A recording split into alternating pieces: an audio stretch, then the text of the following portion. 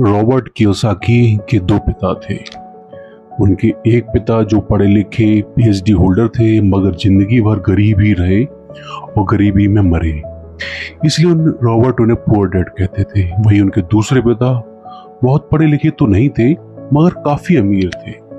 उन्हें Robert rich dad बुलाते थे। अब ये सोचने की बात है, किसी भी इंसान के एक ही वक्त में दो पिता कैसे हो सकते हैं। उनके गरीब पिता का बस एक ही सपना था कि रॉबर्ट खूब मेहनत से पढ़ाई करने के बाद किसी बड़ी सी कंपनी में नौकरी करके अपना भविष्य सुरक्षित कर ले। मगर रॉबर्ट के दूसरे पिता जो अमीर थे, वो दरअसल रॉबर्ट के दोस्त माइक के पिता थे। वे चाहते थे रॉबर्ट अपनी जिंदगी में कुछ चैलेंज ले, क्योंकि सारे सबक सिर्फ स्कूल में ही नहीं सीखे जाते। कुछ सबक ऐसे होते हैं जिन्हें इंसान अपनी जिंदगी के तजुर्बों से भी सीखता है। स्कूली पढ़ाई सिर्फ अच्छे ग्रेड्स दिला सकती है, मगर जिंदगी की पढ़ाई बहुत कुछ सिखाती है। बेशक पढ़ाई लिखाई की अपनी अहमियत है, मगर सिर्फ इसके भरोसे बैठकर ही सब कुछ हासिल नहीं किया जा सकता। लेसन 1, अमीर लोग पैसे के लिए काम नहीं करते। एक बार एक आदमी था जिसके पास एक गधा था। जब भी उसे अपने गधे से कुछ मेहनती करवाना होता तो एक गाजर को सामने अटका देता था। उस गाजर को देखते ही गधा उसे खाने के लालच में काम करने चला जाता था। उसे उम्मीद थी कि एक दिन वो उस गाजर तक पहुंच ही जाएगा। अभी उस आदमी के लिए तो अच्छी तरकीब बन गई, मगर बेचारे गधे को कभी वो गाजर नहीं मिल पाई। क्यों? इसलिए कि वो गाजर बस एक छलावा है। बहुत से लोग ठीक उसी गधे की तरह ही होते हैं।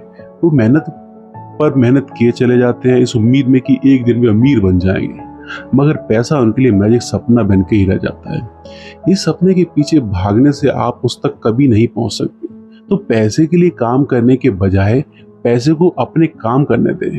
जब आप अमीर बनना चाहते हैं तो सिर्फ पैसे कमाने के लिए काम ना करें, क्योंकि जैसे ही हम अमीर बनने की राह में कदम बढ़ाते हैं, हमारा डर और लालच हम पर हावी होने लगता है कि कहीं हम गरीब की गरीबी ना रह जाएं।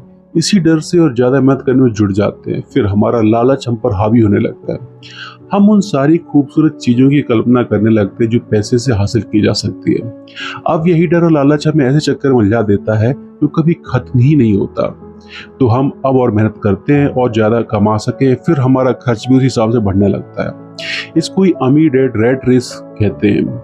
अब इसका नतीजा ये हुआ कि हम पैसे कमाने के लिए हद से ज्यादा मेहनत करते हैं, खर्च करते हैं। एक ट्रैप है और आपको लालच और डर का ये ट्रैप अवॉइड करना है, क्योंकि हम में से अधिकतर लोग जो अमीर होना चाहते हैं इसी ट्रैप का शिकार हो जाते हैं। पैसे के पीछे मत भागिए, बल्कि पैसे को अपने पीछे भागने के लिए मजबूर कर दीजिए। आपकी नौकरी लगी है तो काम पर ये सोचकर मत जाइए कि हर महीने आपको एक पे चेक लेना है, क्योंकि वो पे चेक आपके सारे बिल्स मुश्किल से ही भर पाता है।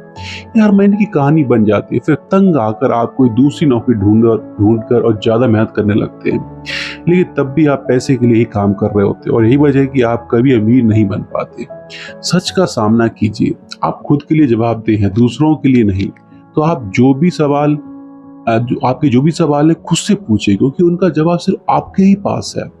क्या आप सिर्फ इसलिए काम कर रहे हैं कि आपकी जिंदगी में सिक्योरिटी रहे, एक ऐसी नौकरी जहां से आपको निकाले जाने का कोई डर ना हो, या फिर आप सिर्फ दो पैसे कमाने के लिए काम करते हैं और आपको लगता है एक दिन आप उस तरह आप अमीर हो जाएंगे? क्या बस यही आपको सेटिस्फाई करने के लिए काफी है? अगर आपका जवाब हाँ है तो मुझे आपकी सोच पर अफसोस है, क्योंकि आपने जो अमीर बनने का सपना देखा तो वो कभी पूरा नहीं होने वाला। आप हमेशा गरीबी में ही जिएंगे। लेकिन अगर आपका जवाब ना है तो आपका पहला कदम यह होगा कि सबसे पहले आप अपने मन से डर हटा दीजिए, क्योंकि ज्यादा पैसा नाकाम पाने का डर और लालच ही आपको बगैर सोचे समझे काम करने के लिए मजबूर करता है, और हमारा यही कदम हमें नाकामयाबी की तरफ धकेलता है। बेशक हम सबके अंदर डर और चाहत की भावना होती है, लेकिन उन्हें खुद पर इतना हावी ना होने दें कि हम उनके बस में होकर उल्टे सीधे फैसले लेने लग जाएं। बेहतर होगा कि हम जो भी करें पहले उसके बारे में खूब सोच लें। हमेशा दिल से नहीं बल्कि दिमाग से भी काम लें। हर सुबह अपने आप से पूछिए, क्या आप उतना कर पा रहे हैं जितना कि आपको करना चाहिए? क्या आप अपनी पोटेंशियल का पूरा इस्तेमाल कर पा रहे हैं?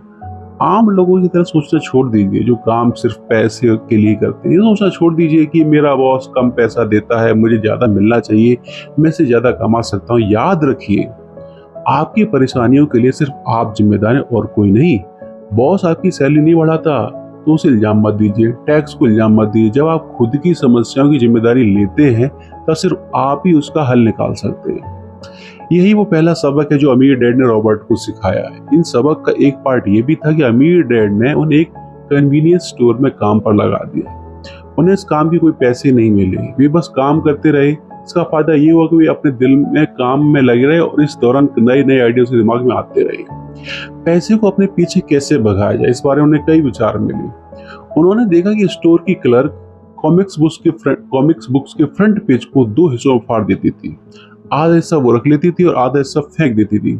देर शाम स्टोर में एक डिस्ट्रीब्यूटर आया करता था जो वो कॉमिक्स बुक के ऊपरी आधे हिस्से को क्रेडिट के लिए लेता और बदले में नई कॉमिक्स बुक्स दिए जाया करता था। एक दिन उन्होंने उस डिस्ट्रीब्यूटर से पूछा कि क्या वो पुरानी कॉमिक्स बुक्स ले सकते हैं। वो इस शर्त पर मान गया कि उन कॉमिक्स को बेचेंगे। ये उनके दिमाग में बिजनेस का नया आइडिया था। उन्होंने भी पुरानी कॉमिक बुक अपने दोस्तों और बाकी बच्चों को पढ़ने के लिए किराए पर देनी शुरू कर दी। बदले में हर किताब का 10 सेंट किराया वसूल करते थे।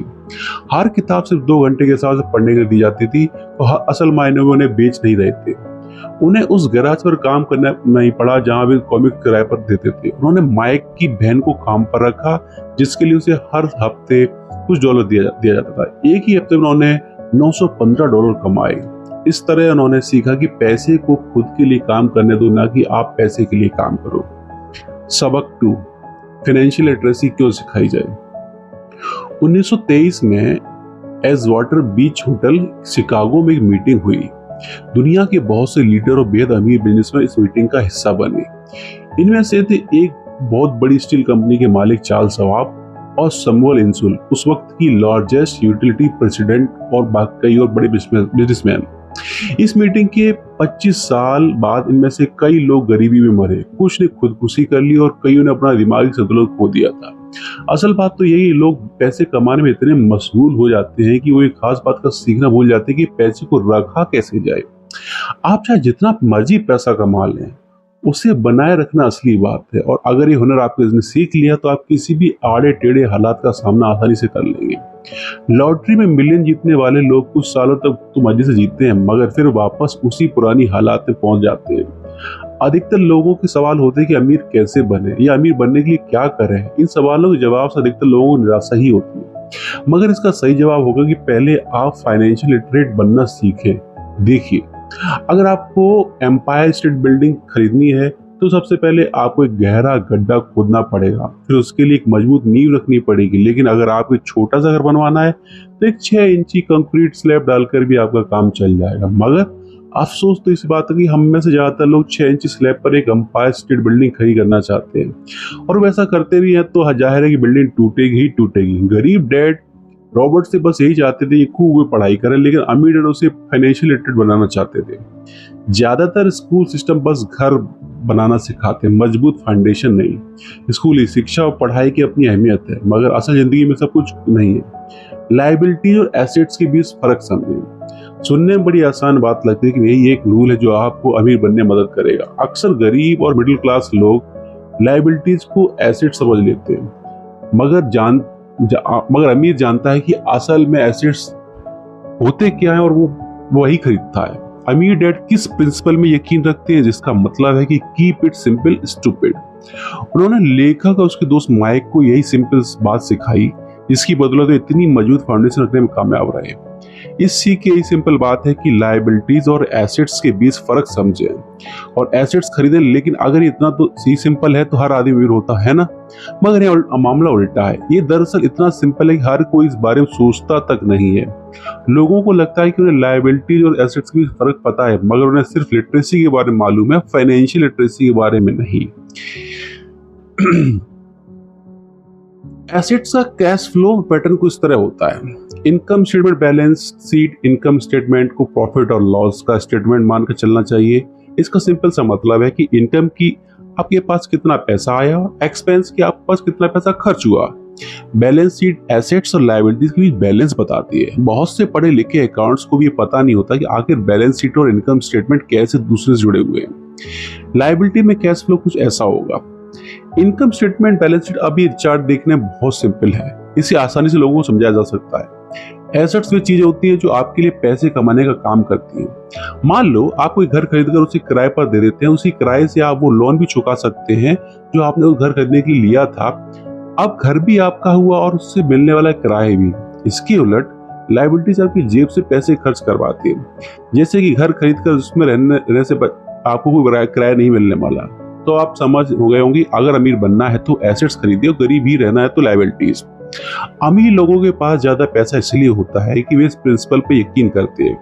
वहीं दूसरी तरफ लोग इस प्रिंसिपल को ठीक समझ नहीं पाते, इसलिए इस बात पर जोर दिया जा रहा है कि सिर्फ लिटरेट नहीं बल्कि फाइनेंशियल लिटरेट बनिए।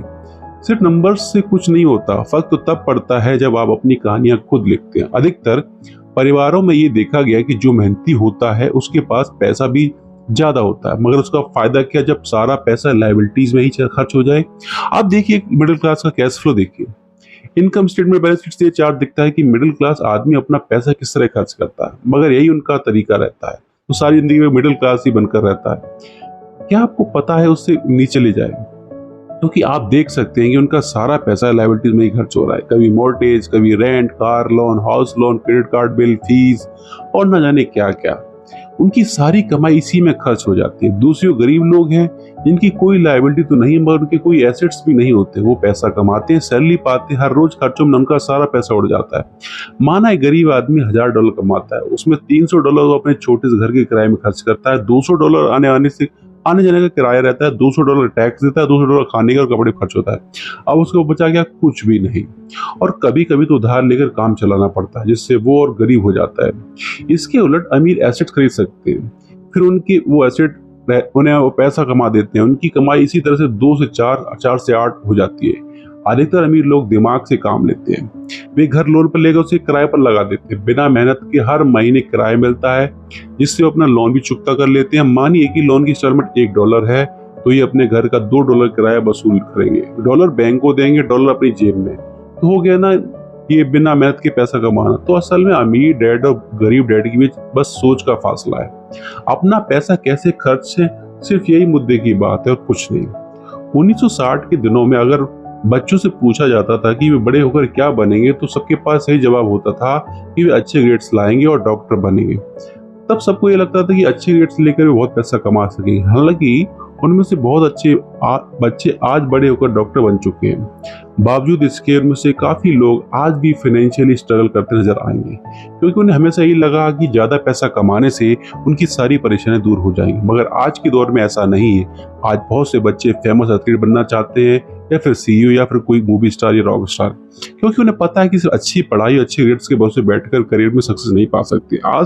आजकल फाइनेंशियल नाइटमेयर बहुत आत्म हो गया है। अक्सर नए शादीशुदा जोड़े सोचते हैं कि उनकी सैलरी अब डबल हो जाएगी, क्योंकि दोनों जने कमा रहे हैं, एक छोटे से घर में रहते हैं, एक बड़े घर के सपने देखते हैं, इसलिए वे पैसा बचाना शुरू कर देते हैं। इसकी वजह से उनका सारा ध्यान सिर्फ अपना कैरियर बनाने पर होता है। उनकी कमाई बढ़ने लगती है, जाहिर है उसी हिसाब से खर्चे भी। अब जब आप फाइनेंशियल लिटरेट हुए बिना पैसा बनाते हैं या बिना सोच समझे उसे खर्च करते हैं, तो होता है कि आप पहले से भी ज्यादा खर्च करने लगते हैं। एक ऐसा चक्कर जो फिर चलता ही रहता है। नए जोड़े ने अपना इतना पैसा कमा लिया बड़ा घर खरीद सके। उन्हें तो ये लगा कि वो बड़े अमीर हो गए हैं, मगर असलियत तो ये है कि उनके बड़े घर के साथ उन्होंने नई लायबिलिटीज भी खरीद ली। उनके कैश फ्लो में प्रॉपर्टी टैक्स का खर्चा बढ़ गया। अब उन्हें एक नई गाड़ी भी चाहिए, फर्नीचर भी, सब कुछ नया। उनकी लायबिलिटीज बढ़ती चली जा रही है और ज्यादातर होता यही है कि इनकम के साथ साथ खर्चे भी बढ़ने लगते हैं। फिर एक दिन अचानक इस सच्चाई का खुलासा होता है, मगर तब तक इस रैट रेस में पूरी तरह फंस चुके होते हैं। फिर ऐसे ही लोग हमारे लेकर रॉबर्ट के पास अगर पूछते हैं कि अमीर कैसे बना जाए। अब यही सवाल तो मुसीबत की जड़ है, क्योंकि सबको लगता है कि पैसा ही हर चीज का इलाज है। ये मानना ही बड़ी गलती है कि उनकी समस्या ये नहीं कि वे ज्यादा नहीं कमा रहे, बल्कि ये है कि जो कुछ उनके पास है उसे हैंडल कैसे करें। एक कहावत है जो यहाँ पर लागू होती है, जब तुम खुद को गहरे गड्ढे में पाओ तो और खोदना छोड़ दो। क्यों ज्यादातर लोग पब्लिक स्पीकिंग से घबराते हैं? मनोचिकित्सकों का मानना है कि लोग इसलिए घबराते हैं क्योंकि उन्हें रिजेक्शन का डर होता है, औरों से अलग होने का भय होता है। लोग हमारे बारे में क्या सोचेंगे या हम पर कहीं हंस ना दें, यही सोचकर अधिकांश लोग पब्लिक स्पीकिंग से दूर भागते हैं। वे वही करना पसंद करते हैं जो सब कर रहे होते हैं। वे खुद को भीड़ का हिस्सा बनाकर संतुष्ट हो जाते हैं। आपका घर आपका सबसे बड़ा एसेट है। लोन लीजिए, अब प्रमोशन हो गया, अब सैलरी बढ़ गई तो नया घर लो, ये सब बातें हम लोगों से सुनते रहते हैं, फिर हम भी उसी रास्ते पर चल पड़ते हैं क्योंकि जो सब कर रहे हैं वही जरूर सही होगा, है कि नहीं। मगर नहीं, ऐसा बिल्कुल नहीं है। अमीर डैड ने कहा था कि जापानीज लोग 3 चीजों की ताकत जानते थे: तलवार, कीमती जवाहरात और शीशा सबसे बड़ी ताकत है। जब आप खुद को जानते हो, शीशे के सामने आकर आप खुद से सवाल पूछ सकते हो, मैं सही हूँ या मुझे भी भीड़ का हिस्सा बनकर रहना चाहिए, तो जवाब आपको मिलेगा। वही आपकी असली ताकत है। गरीब और मिडिल क्लास खुद को पैसे का गुलाम बनने देते, इसलिए वो कभी अमीर नहीं बन पाते। 16 साल के रॉबर्ट और माइक अमीर डैड के साथ हर उस मीटिंग में जाया करते थे जो वो अपने अकाउंटेंट, मैनेजर्स, इन्वेस्टर, एम्प्लॉइज के साथ रखा करते थे। यहाँ एक ऐसे अमीर डैड को देखने को मिलते हैं जो पढ़े लिखे नहीं है, जिन्होंने 13 साल में स्कूल छोड़ दिया था, मगर आज वो मीटिंग्स रखते हैं, अपने नीचे काम करने पढ़े लिखे लोगों को ऑर्डर देते हैं, उन्हें बिजनेस की टिप्स समझाते हैं। एक ऐसा इंसान जो भीड़ का हिस्सा नहीं बना, जिसने रिस्क लिया और जिन लोगों की परवाह नहीं की, जिसे यह डर नहीं था कि लोग उसके बारे में क्या सोचेंगे। इन मीटिंग्स का नतीजा ये हुआ कि लेखक और उनका दोस्त दोनों ही स्कूली पढ़ाई मन नहीं लगा पाए। जब भी उनकी टीचर कोई काम देती थी, उन्हें रूल्स के हिसाब से काम करना होता था। उन्हें एहसास हुआ कि स्कूली पढ़ाई किस तरह से बच्चों को प्रतिभा को निखारने नहीं देती। उनकी क्रिएटिविटी को मारकर उन्हें एक सांचे में ढालकर समाज का एक मशीनी हिस्सा भर बना देती है। और उन्हें टीचर की इस बात से भी इनकार था कि अच्छे ग्रेड्स लाकर ही सक्सेसफुल और अमीर बना जा सकता है। एक दिन रॉबर्ट की अपनी गरीब डैड से बहस हो गई। उनके पिता का मानना था कि उनका घर उनके लिए सबसे बेस्ट इन्वेस्टमेंट है, मगर वो एक रैट रेस में भाग रहे थे। उनकी इनकम और खर्चे बराबर ही थे। उन्हें पूरा करने के लिए उनके पास एक पल की फुर्सत नहीं थी। यही बात रॉबर्ट ने समझा चाह रहे थे कि उनके पिता के लिए वो घर एसेट नहीं, लायबिलिटी है। घर पर उनके पैसे खर्च हो रहे हैं, बदले मिल कुछ नहीं रहा। ये बात उनके गरीब डैड समझ नहीं पा रहे थे और ये फर्क था कि गरीब और अमीर डैड के बीच में। खैर, उनकी बहस चलती रही। उन्होंने अपने गरीब पिता को बताया कि अधिकतर लोगों की जिंदगी लोन चुकाने में निकल जाती है। जिस घर को वे खरीदते हैं उसके लिए 30 साल तक लोन भरते हैं, फिर एक और बड़ा घर लेते हैं और फिर नया लोन रिन्यू करवाते हैं। अब घर की कीमत भी उसी हिसाब से बढ़ेगी, ये निर्भर नहीं करता। कुछ लोग ऐसे हैं जिन्होंने घर खरीदने के लिए एक बड़ी रकम ली थी, जितनी घर की कीमत नहीं थी उससे ज्यादा कर्ज उनके सर पर चढ़ गया है। इसका सबसे बड़ा नुकसान लोगों को ये होता है कि बाकी जगह इन्वेस्टमेंट नहीं कर पाते क्योंकि उनका सारा पैसा उस घर पर लगा है। उन्हें कभी इन्वेस्टमेंट करने का मौका मिला ही नहीं मिलता है और ना भी उसको सीख पाते हैं और इस तरह कई एसेट्स उनके हाथ से निकल जाते हैं। मगर अगर इसके बदले सिर्फ एसेट्स पर ध्यान देते तो उनका फ्यूचर कहीं ज्यादा बेहतर हो सकता था। अब उदाहरण के लिए रॉबर्ट की पत्नी के पेरेंट्स एक बड़े से घर में शिफ्ट हो गए। उनका सोचना था कि अपने लिए बड़ा और नया घर लेना एक सही फैसला है क्योंकि बाकी की तरह उन्हें भी घर लेना एक एसेट्स लगता था। मगर वे जानकर हैरान रह गए कि उस घर का प्रॉपर्टी टैक्स $1000 था। ये उनके लिए बड़ी कीमत थी और क्योंकि वे रिटायर हो चुके थे, इतना पैसा टैक्स भरना उनके लिए रिटायरमेंट बेट के बाहर था। बेशक हम ये नहीं कह रहे कि आप एक नया घर लें ना लें, बल्कि आप समझाना चाहते हैं कि जितने पैसे से आप एक बड़ा घर लेंगे उतने पैसे आप किसी एसेट में इन्वेस्ट करें तो बेहतर होगा। आपका एसेट आपके लिए कमाई करेगा और कुछ ही समय बाद आपके पास इतना पैसा होगा कि आप आसानी से मनपसंद घर ले पाएंगे, वो भी बिना किसी लोन के। अमीर और ज्यादा अमीर क्यों होते रहते हैं, वहीं मिडिल क्लास आगे क्यों नहीं बढ़ पाते? इसके पीछे कई वजह हैं। कारण सीधा है, अमीर एसेट खरीदते हैं, उनका पैसा दुगना करता रहता है। उस पैसे से उनके सारे खर्चे मजे में निपट जाते हैं। और मिडिल क्लास क्या करते हैं, वे तो बस महीने की 1 तारीख का इंतजार करते हैं। जब उनकी सैलरी आए, सारी की सारी सैलरी तो खर्चा पूरा करने में खत्म हो जाती है, इन्वेस्टमेंट कहाँ से होगा? और फिर जब सैलरी बढ़ती है तो उस पर भी टैक्स बढ़ जाता है, उसी हिसाब से बाकी खर्चे भी। फिर अंत में वही रेट रेस चलती रहती है।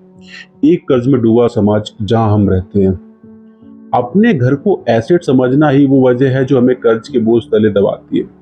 आज यही अधिकतर लोगों की सोच है। अगर सैलरी बड़ी है तो लोग सोचते हैं कि अब भी बड़ा सा घर ले सकते हैं क्योंकि उन्हें ये अपने पैसे का सही इस्तेमाल लगता है। उनके बदले अगर वही पैसा सही जगह पर लगाया जाए तो उनकी जिंदगी हमेशा के लिए बदल सकती है। लेकिन ऐसा होता नहीं है क्योंकि उनका सारा वक्त हाड़ तोड़ मेहनत करने में चला जाता है। अपनी नौकरी को सेफ जोन समझ कर भी उससे अलग अलग कुछ सोच ही नहीं पाते और साथ ही उन पर कर्ज पर इतना बोझ हो जाता है कि नौकरी छोड़ने का रिस्क नहीं ले सकते। अब जरा खुद से ये सवाल कीजिए कि आज आप नौकरी छोड़कर बैठ जाएं तो वो कितने दिन आपको गुजारा हो चलेगा? क्योंकि अगर आप फाइनेंशियल लिटरेट नहीं है, अगर आपने सारी उम्र सिर्फ सैलरी के भरोसे ही काटी है और एसेट्स के बदले आपने लायबिलिटीज ली है, तो यकीनन आपकी जिंदगी एक बड़ी चुनौती है। सिर्फ नेटवर्थ के भरोसे आपका काम नहीं चल सकता।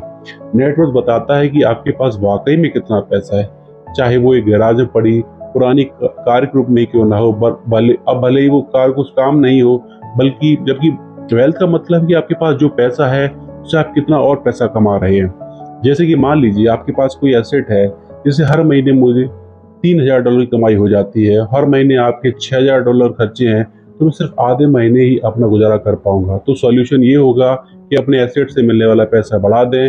जब वो $6000 मिलने लगे तो आप रातों रात अमीर नहीं हो पाएंगे, मगर इस तरह वो आप वेल्दी होने लगेंगे। अब अगर आप अचानक नौकरी छोड़ देते हैं तो आपके एसेट सारा खर्चा कवर कर लेंगे। आप वेल्थी तभी बन पाएंगे जब आपके खर्चा आपके एसेट्स की ग्रोथ से कम रहे। तीसरा सबक, अपने काम से काम रखें। दुनिया की सबसे बड़ी फूड चेन मैकडोनाल्ड के फाउंडर रे क्रॉक ने एक MBA क्लास में एक स्पीच दी। ये 1947 की बात है। उनकी ये स्पीच बड़ी शानदार थी, लोगों को प्रेरित करने वाली। स्पीच के बाद जब MBA क्लास के छात्रों ने कुछ वक्त उनके साथ बिताने की गुजारिश की तो उनके साथ बियर पीने चले गए। बातों बातों में रे ने अचानक एक सवाल किया, क्या आप लोग जानते हैं कि मैं किस बिजनेस में हूँ? अब ये बात तो सबको मालूम है कि वे हैमबर्गर बेचते थे। इस बात पर वे हंसने लगे और बोला कि उनका असल बिजनेस तो रियल एस्टेट है, क्योंकि मैकडोनाल्ड के लिए हर लोकेशन का चुनाव सोच समझ कर किया जाता है जहां उसकी फ्रेंचाइजी बनाई जाती है। वो जमीन भी साथ ही बेच जाती है, तो इसका मतलब है कि मैकडोनाल्ड की फ्रेंचाइजी खरीदने वाले को वो जमीन भी खरीदनी पड़ती थी। तो इस तरह से ये एक रियल एस्टेट बिजनेस भी हुआ। यही सबक अमीर डैड ने रॉबर्ट को सिखाया कि अक्सर लोग खुद के लिए छोड़कर बाकी सबके लिए काम करते हैं। वे टैक्स पे करके गवर्नमेंट के लिए काम करते हैं, उस कंपनी के लिए काम करते हैं जहां वे नौकरी करते हैं, बैंक का मोर्टेज देकर उसके लिए काम करते हैं। और ये सब इसलिए क्योंकि हमारा एजुकेशन सिस्टम भी ऐसा होता है। स्कूल हमें एम्प्लॉय बनाना सिखाता है, ना कि एम्प्लॉयर। जो आप पढ़ते हैं वही आप बनते हैं। मगर आपने साइंस पढ़ी तो डॉक्टर, मैथमेटिक्स पढ़ी तो इंजीनियर, मतलब जो आपने पढ़ा तो आप बने। अब मुसीबत तो यह है कि इससे छात्रों को भला नहीं होता, क्योंकि वे नौकरी और बिजनेस के बीच के फर्क में उलझ कर रह जाते हैं। एक डॉक्टर जब कोई पूछता है कि आपका बिजनेस है तो आपको ये नहीं बोलना चाहिए कि मैं हूँ या मैं बैंकर हूँ, क्योंकि वो आपका प्रोफेशन है, बिजनेस नहीं। कहने का मतलब कि आप जो करते हैं उसे अपना बिजनेस बनाइए, नौकरी नहीं। अपनी सारी उम्र दूसरों के लिए काम करके उन्हें अमीर बनाने बर्बाद मत करें, बल्कि खुद की जिंदगी को खुशहाल बनाने के लिए काम करें। बहुत से लोगों को इस बात का एहसास बड़ी देर से होता है कि उनका हाउस लोन उनकी जान ले रहा है, और फिर उन्हें लगता है कि जिसे वे एसेट बांधने की तरह गलती कर रहे थे, दरअसल कभी एसेट था ही नहीं। जैसे उन्होंने कार ली तो उससे जुड़े तमाम खर्चे उनकी लायबिलिटीज बन गई। उन्हें पूरा करने के लिए नौकरी जरूरी है, और अगर कभी वो सेफ जॉब करने हाथों से निकल गई तो उसकी मुसीबत शुरू हो जाती है। इसीलिए तो हम एसेट कॉलम पर इतना जोर दे रहे हैं, ना कि आपकी इनकम कॉलम पर। और फाइनेंशियल सिक्योर होने का यही एक तरीका है कि आप कितने अमीर हैं। ये जानने का सही तरीका नेट पर इसलिए नहीं है क्योंकि जब भी आप अपने एसेट्स बेचते हैं तो उन पर भी टैक्स लगता है। आपको उतना पैसा नहीं मिलता जितना कि आप सोचते हैं। आपके बैलेंस शीट के हिसाब से आपको जितना भी पैसा मिलेगा उस पर भी आपको टैक्स देना पड़ेगा। जो आप कर रहे हैं उसे एकदम मत छोड़िए। ये किताब आपको कभी भी सलाह नहीं देगी, अपनी नौकरी करते रहिएगा, पर साथ ही एसेट्स भी जमा कीजिए। और एसेट्स से ये मेरा मतलब है सही और असली मायने में एसेट्स। मैं ये नहीं कहूँगा कि आप कोई कार लीजिए, क्योंकि वे मेरी नज़र में एसेट नहीं है, क्योंकि जैसे ही आप उसे चलाना शुरू करते हैं अपनी कीमत का 25% खो देती है। जितना हो सके खर्च में कटौती करें, लायबिलिटीज घटाएं। अब किस तरह के एसेट खरीदने जा रहे हैं, यहाँ हम आपको कुछ उदाहरण देते हैं। ऐसा बिजनेस जहाँ आपकी मौजूदगी जरूरी ना हो, जो दूसरे लोग आपके लिए चलाए, क्योंकि आप वहाँ ज़्यादा वक्त देंगे तो बिजनेस नहीं नौकरी होगी। रियल एस्टेट में पैसा लगाएं, स्टॉक्स एंड बॉन्ड खरीदें। जब एसेट्स खरीदें तो अपनी पसंद की चीज़ों पर पैसा लगाएं, क्योंकि आपका मन होगा तभी आप उसमें ध्यान दे पाएंगे। मगर उससे आपकी रुचि होगी तो आप उसे बेहतर समझ पाएंगे। रॉबर्ट को रियल एस्टेट और स्टॉक्स में रुचि थी, खासकर छोटी कंपनी में इन्वेस्ट करना। अपने अमीर डैड की सलाह पर उसने अपनी नौकरी कभी नहीं छोड़ी। वो जॉब करता रहा, साथ ही अपने एसेट कॉलम को बड़ा और मजबूत बनाता चला गया। एक पैसा भी जमा आप कमाते हैं उसे बेकार ना जाने दें। अपने पैसे को अपना गुलाम मानकर चलिए जो आपके लिए काम करे। आप लग्जरी खरीदना चाहते हैं, शौक से खरीदे, कोई बड़ी बात नहीं, मगर ये भूलें कि अमीर और मिडिल क्लास में यही सोच का फर्क है। जहाँ मिडिल क्लास पैसा आता है ये पहले लग्जरी में खर्च करेगा, वहीं अमीर आदमी उसे अंत में देखेगा। इतना समझने के बाद आप अगले चैप्टर में आप अमीर लोगों के सबसे बड़े सीक्रेट के बारे में जानेंगे। सबक 5, अमीर पैसा इन्वेंट करते हैं। अलेक्जेंडर ग्रैहम बेल ने टेलीफोन इन्वेंट करने के बाद उसे पेटेंट कर दिया था। इनका बिजनेस बड़ा और संभालने में मुश्किल होने लगा तो वे वेस्टर्न यूनियन गए। उन्होंने अपना पेटेंट छोटी सी कंपनी $100,000 में बेचने पेशकश की। उस वक्त के वेस्टर्न यूनियन के प्रेसिडेंट ने पेशकश ठुकरा दी। उन्हें दाम बहुत कुछ ज़्यादा लग रहे थे और फिर उसके बाद एक बड़ी कंपनी AT&T का जन्म हुआ। रॉबर्ट 1984 से प्रोफेशनल तौर पर पढ़ा रहे हैं। एक चीज़ जो हमारे हजारों लोगों को पढ़ाने के बाद उन्होंने जानी वो ये है कि उन सब लोगों में पोटेंशियल था, बल्कि हर एक इंसान में पोटेंशियल है जो हमें महान बना सकती है। इसके बाद बावजूद हमें रोकता है तो खुद पर डाउट रखना। स्कूल छोड़ने के बाद उन्हें पता चलता है कि जिंदगी में आगे बढ़ने के लिए सिर्फ ग्रेड्स ही काफ़ी नहीं होते। जैसे सिर्फ स्मार्ट लोग ही आगे नहीं बढ़ते बल्कि वे बढ़ते हैं जो बोल्ड भी होते हैं। ये सच है कि फाइनेंशियल जीनियस होने के लिए इसकी नॉलेज भी होना चाहिए, मगर साथ ही हिम्मत और बोल्डनेस भी चाहिए। ज़्यादातर लोग पैसे के मामले में कोई रिस्क नहीं लेना चाहते, मगर अमीर होने के लिए आपको रिस्क लेने ही पड़ेगी, क्योंकि हो सकता है आने वाले सालों में एक नया बिल गेट्स पैदा हो या अगला अलेक्जेंडर ग्राहम बेल और बाकी शायद दिवाली बनकर गरीब हो जाए। अभी आपकी मर्जी है आप इनमें से क्या बनना चाहते हैं। अगर आप अपना फाइनेंशियल IQ बढ़ाते हैं तो बहुत कुछ हासिल कर सकते हैं, और अगर नहीं तो आने वाले साल और भी डरावने हो सकते हैं, क्योंकि हर पुराना जाता है और नया आता है। तो जो आज है वो सबसे खुशहाल वक्त है। आज के दौर में लोग ज़्यादा फाइनेंशियल स्ट्रगल कर रहे हैं क्योंकि उनकी सोच अभी भी पुरानी है। फिर भी अपनी गलती ना मानकर या तो अपने बॉस को इल्ज़ाम देंगे या नई टेक्नोलॉजी को। जो कभी कल के दौर में एसेट था वही आज लायबिलिटी बन चुका है। तो आपको अपडेट रहने की ज़रूरत है। रॉबर्ट ने एक गेम डिज़ाइन किया जिसे वे कैश फ्लो कहते हैं। ये लोगों को सिखाता है कि पैसा कैसे काम करता है, अमीर बनने की राह क्या है और रेट से बाहर कैसे निकले। ये सारी चीज़ें इस गेम से समझाने की कोशिश की गई। एक दिन एक औरत आई, गेम खेलने के दौरान उसने एक बोर्ड कार्ड जीता। उसका मतलब था कि उससे उस गेम में एक बोर्ड जीती है। औरत बड़ी खुश हुई, मगर जब उसे पता चलता कि बोर्ड लेने की उसे एक बड़ी रकम टैक्स भरनी होगी तो उसकी खुशी गायब हो गई। वो बोर्ड उसके लिए अब एसेट नहीं बल्कि लायबिलिटी बन गई। उसे अब पता चला कैसे तो ये बोर्ड उसकी जान ही ले लेगी। उसे आइडिया समझ नहीं आया और फंड की मांग की। उसके पैसे वापस मिल गए, वह चली गई। मगर बाद में उसने फ़ोन करके बताया कि उसे अब गेम का आइडिया कुछ समझने आने लगा था। वो उस गेम से अपनी लाइफ को जोड़कर देख पा रही थी। पैसा कैसे काम करता है इस बात को समझना पाने की वजह से उसका गुस्सा जायज़ था। हम भी अक्सर यही करते हैं, जो बात हमारी समझ से परे होती है उस पर हमें गुस्सा आता है और हम जिंदगी हर परेशानी के लिए उसे ब्लेम करना शुरू कर देते हैं। मगर अगर ठंडे दिमाग सोचें तो ये तरीका काफ़ी एकदम अलग होगा। बेहतर होगा कि हम उन्हें समझने की कोशिश करें तो गेम ऑफ लाइफ जीत सकते हैं। बहुत से लोग कैश फ्लो गेम में खूब पैसे जीतते हैं, फिर उन्हें समझ नहीं आता कि उस पैसे का क्या करें वो हारने लगते हैं। इसकी वजह है कि उनकी पुरानी सोच जो आगे नहीं बढ़ने दी और फिर बाद में सारा पैसा ही हार बैठते हैं। कुछ लोग कहते हैं कि वे हार गए क्योंकि उनके पास सही पत्ते नहीं थे। बहुत से लोग इस तरह ज़िंदगी में सही मौक़ों की तलाश में बैठे रहते हैं। कुछ लोगों को तो सही मौका मिलता है तो उसका फ़ायदा उठा नहीं पाते क्योंकि वे कहेंगे उनके पास पैसा ही नहीं था। अब कुछ ऐसे भी होते हैं जिन्हें पैसा और मौका दोनों मिले फिर भी कुछ हासिल नहीं कर पाए, क्योंकि दरअसल वे समझ ही नहीं पाए कि एक अपॉर्चुनिटी है। फाइनेंशियल इंटेलिजेंस का मतलब है कि आप पैसे को लेकर कितने क्रिएटिव हो सकते हैं। अगर आपको मौका मिलता है तो बगैर पैसे के आप क्या करेंगे, और अगर पैसा है अगर मौका नहीं तो उस सूरत में आप क्या करेंगे। ये सब आपकी फाइनेंशियल इंटेलिजेंस पर निर्भर करता है। ज़्यादातर लोग इस बात का एक ही सोल्यूशन जानते हैं कि खूब मेहनत करके खूब पैसा कमाया जाए, लेकिन आपको सीखना है कि अपने लिए मौका कैसे पैदा किया जाए, ना कि उसके इंतजार में बैठे रहे। सबसे खास बात अमीरों की वो होती है वो ये उन्हें पता है पैसा असल चीज़ नहीं है। उनका असल चीज़ है उसका मतलब सही मतलब जानना। ये जान लेना है कि जो हमें चाहिए वो हम इससे बना सकते हैं। हमारा दिमाग हमारे लिए सबसे बड़ा एसेट होता है। यही हमें सुपर रिच बना सकता है या सुपर पुअर निर्भर करता है कि हम कैसे उसका इस्तेमाल करें। जो लोग सफल हैं उनके साथ कदम मिलाकर चलना, और तो आपको ये सीखना पड़ेगा कि पैसा बढ़ाने की चाहत में खुद पैसे पैदा करें।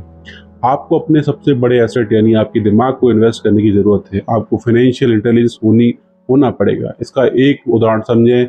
1990 के दशक में एरिजोना और फोनिक्स के आर्थिक हालत बुरे चल रहे थे। वहाँ के लोगों को हर महीने $100 बचाने की सलाह दी जा रही थी। बुरे वक्त के लिए पैसा बचाने के विचार कुछ हद तक सही भी है, और उस पैसे का क्या फ़ायदा जो आप जमा करते जाते हैं। इससे तो अच्छा है कि उसका कोई हिस्सा इन्वेस्ट किया जाए जो आगे चलकर आपको फ़ायदा दे। खैर, बात करते हैं एरिजोना और फोनिक्स के लोगों की जो आर्थिक तंगी झेल रहे थे। ऐसे में इन्वेस्टर को एक बढ़िया मौका लगा। लोग जो अपनी प्रॉपर्टी अपने औने पौने में बेच रहे थे तो कई इन्वेस्टर ने हाथों हाथ खरीद ली। रॉबर्ट ने $75 की कीमत वाला एक सिर्फ $20,000 में खरीद लिया। इसके बाद उन्होंने अटॉर्नी के ऑफिस में एक ऐड दिया कि $75,000 वाला घर सिर्फ $60,000 में लेने के लिए ग्राहक टूट पड़े। रॉबर्ट का फ़ोन बजना बंद नहीं हो पा रहा था। ये पैसा उनको इस एसेट से मिलने जा रहा था जो उन्होंने प्रोमिसरी नोट के रूप में ग्राहक से लिया था, और उन्हें ये पैसा कमाने के केवल 5 घंटे लगे। उन्होंने जो 40,000 इन्वेंट किए उनकी कॉलम और एसेट में क्रिएट हुए थे, और बगैर टैक्स के उन्होंने अचानक ही मिले एक मौके का फायदा उठाकर ये पैसे क्रिएट अपने इनकम कॉलम में ऐड कर लिए। कुछ सालों बाद ही उनके इस बिजनेस ने इतना पैसा क्रिएट किया कि उनकी कंपनी की कार, गैस, इंश्योरेंस, क्लाइंट्स के साथ डिनर, ट्रिप और बाकी चीज़ें सब कवर हो गई। जब तक गवर्नमेंट उन पर टैक्स लगाती, इनमें से ज़्यादातर चीज़ें प्री टैक्स एक्सपीरियंस में खर्च हो चुकी थी। कुछ सालों बाद ही जो घर $60,000 बिका था, अब वो $10,000 का था। अभी भी उनके पास कुछ मौके थे, मगर वे इतने कम थे कि उनके लिए रॉबर्ट को एक वैल्यूएबल एसेट लगाना पड़ता और अपना वक्त भी। तो वे आगे बढ़ गए। उन्हें अब नए मौक़ों की तलाश करनी थी। अब आप एक सवाल खुद से कीजिए, मेहनत करना भी बहुत मेहनत का काम है। 50% टैक्स भरिए और बाकी बचाइए। अब वो सेविंग्स आपको 5% इंटरेस्ट देगी, फिर भी उस पर आप और टैक्स भरेंगे। इससे तो अच्छा है कि अपना पैसा और टाइम अपने सबसे पावरफुल एसेट यानी अपने दिमाग पर इन्वेस्ट करें और फाइनेंशियल इंटेलिजेंस बने। ये दुनिया की कभी एक जैसी नहीं रहती। जो आज है कल नहीं होगा। कभी मंदी को तो कभी तेजी दौर चलता रहेगा। वक्त के साथ टेक्नोलॉजी और बेहतर होती जाएगी। आज मार्केट ऊपर है तो कल नीचे होगा। खासकर स्टॉक मार्केट तो हर रोज बदलता है। मगर इससे आपको क्या फ़र्क पड़ेगा अगर आप फाइनेंशियल इंटेलिजेंस हैं तो, क्योंकि आपको हर हालत के लिए तैयार हैं। आपको ज़िंदगी में बेशुमार मौके मिलेंगे जहां अपनी फाइनेंशियल इंटेलिजेंस का फ़ायदा उठा सकते हैं। ज़रूरत है तो बस इन मौक़ों को लपकने की। अमूमन हम 2 तरह के इन्वेस्टर्स देख सकते हैं। पहले वो जो पैकेज इन्वेस्टमेंट करते हैं, और ये काफ़ी आसान और बगैर झंझट का काम है। दूसरे इन्वेस्टर अपने लिए खुद ही इन्वेस्टमेंट क्रिएट करते हैं। इनको आप प्रोफेशनल भी कह सकते हैं। जितना इन्वेस्ट करते हैं उससे कई गुना ज़्यादा पैसा बना लेते हैं। अब अगर आप इस तरह के इन्वेस्टर बनना चाहते हैं तो आपको खासतौर पर इन 3 स्किल्स को समझने की ज़रूरत है। फर्स्ट, ऐसी अपॉर्चुनिटी ढूंढिए जो बाकी न ढूंढ सकते हैं। याद रहे कि आपकी दिमाग वो देख सकता है जो बाकियों की आंखें भी नहीं देख पाएँ। दूसरा, पैसा बढ़ाइए। जब पैसे की जरूरत पड़े, मिडिल क्लास केवल बैंक जाता है, मगर दूसरे टाइप के इन्वेस्टर्स पैसा बढ़ाकर कैपिटल रेज करते हैं। उन्हें हमेशा बैंक की जरूरत नहीं पड़ती। थर्ड, स्मार्ट लोगों को ऑर्गेनाइज कीजिए। इंटेलिजेंट लोग वो होते हैं जो अपने से ज़्यादा स्मार्ट लोगों के साथ मिलकर काम करते हैं। इसलिए इन्वेस्ट करने से पहले अपने इन्वेस्टमेंट एडवाइजर को चुनें। मुझे मालूम है ये सब आपके लिए कुछ ज़्यादा है, मगर इसके रिवार्ड शानदार हैं। ज़िंदगी में रिस्क बहुत है, लेकिन इन्हें हैंडल करना सीखकर या अमीर बन पाएंगे। सबक 6, सीखने के लिए काम करें, पैसे के नहीं।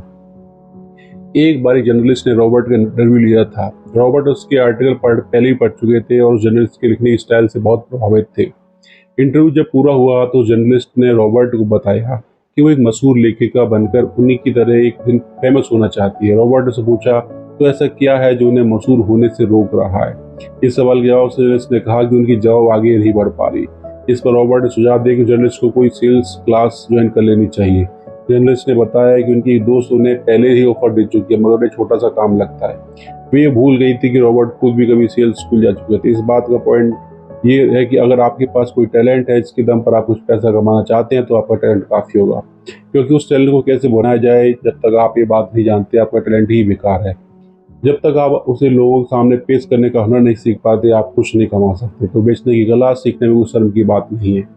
किसी भी सेल्समैन को उसके लिए शर्मिंदा नहीं होना चाहिए। एक जो सबसे बड़ा फ़र्क अमीर डैड और गरीब डैड के बीच वो था ये कि गरीब डैड हमेशा नौकरी की चिंता करते थे, जबकि जॉब हमेशा स्वीकार रहे, क्योंकि एक सेफ जॉब ही उनके लिए सब कुछ थी। जबकि अमीर डैड हमेशा सिर्फ और सिर्फ कुछ सीखने पर जोर देते हैं। अमीर बनने के लिए आपको बहुत कुछ सीखना पड़ेगा।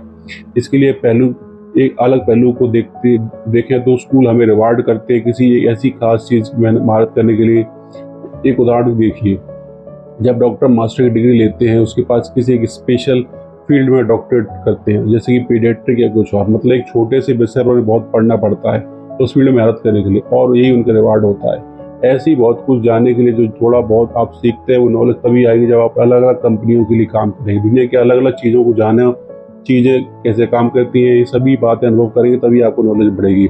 शायद यही वजह कि अमीर डैड छोटे रॉबर्ट और माइक को अपने साथ लेकर जाते थे जब भी अपनी डॉक्टर, अकाउंट्स, लॉयर किसी प्रोफेसर मिलने जाते थे। जब रॉबर्ट ने मेरीन कोर्स ज्वाइन करने के लिए अपनी हाई पेइंग जॉब छोड़ी तो उसकी अगर गरीब मगर बड़े लिखे पिता समझ नहीं पा रहे थे कि आखिर जॉब रॉबर्ट ने शानदार जॉब नौकरी को क्यों छोड़ा। तो एक तरह से इस फैसले से तक निराश थे। रॉबर्ट ने उन्हें समझाने की हर मुमकिन कोशिश की, उनका ऐसा करना क्यों जरूरी था, मगर उन्हें बात हजम नहीं हो रही थी। रॉबर्ट ने उन्हें कहा कि वो सीखना चाहते हैं खुले आसमान में कैसे उड़ें। उन्हें जानना था कि वर्कर्स की टीम को कैसे हैंडल किया जाए, किसी भी कंपनी को अपने बलबूते पर चढ़ाना कितना मुश्किल है। रॉबर्ट ये सब सीखना चाहते हैं। वियतनाम से लौटने के बाद रॉबर्ट ने अपनी जॉब रिजाइन कर दिया और जेरोक्स को ज्वाइन कर लिया। उन्हें ये नौकरी किसी फायदे की नहीं चाहिए थी। वो इतने शर्मीले थे कि किसी को कुछ भी बेचने के ख्याल से इन्हें पसीना आ जाता था। अपनी इसी कमी को दूर करने के लिए उन्होंने जेरोक्स की सेल्स ट्रेनिंग प्रोग्राम की शिक्षा ली। इसके बाद रॉबर्ट ने खुद अपनी कंपनी की शुरुआत की और अपना पहला शिपमेंट भेजा। वे अगर इसमें नाकामयाब रहते तो पक्का दिवालिया हो जाते, लेकिन उन्होंने ये रिस्क लिया और अपने अमीर डैड की सीख को याद रखा कि बेशक आप 30 की उम्र से पहले दिवालिया होने का रिस्क ले सकते हो, क्योंकि इस उम्र में आपको रिकवर होने का मौका भी मिल जाता है। ज़्यादातर एम्प्लॉय अपने वर्कर्स को इतना तो पे करते हैं कि काम छोड़कर ना जाए। ज़्यादातर वर्कर भी जी फाड़कर काम इसलिए काम करते हैं कि काम से निकाले ना जाएं। इसीलिए तो उन्हें सिर्फ अपनी सैलरी और कंपनी से मिलने वाले फ़ायदों से ही मतलब होता है। इस सोच के साथ उनके साथ कुछ साल तो बढ़िया गुजरते हैं, मगर ये लंबे समय तक काम नहीं करता। तो क्यों ना आप वो सब कुछ सीख जाएं जो आप सीखना चाहते हैं, इससे पहले कि आप कोई और ख़ास प्रोफेशन अपने चुनें। तो यह एक बार आपने अपना प्रोफेशन चुन लिया तो आप हमेशा के लिए उसी से बंध कर रह जाएंगे। ये थी rich dad poor dad book की समरी।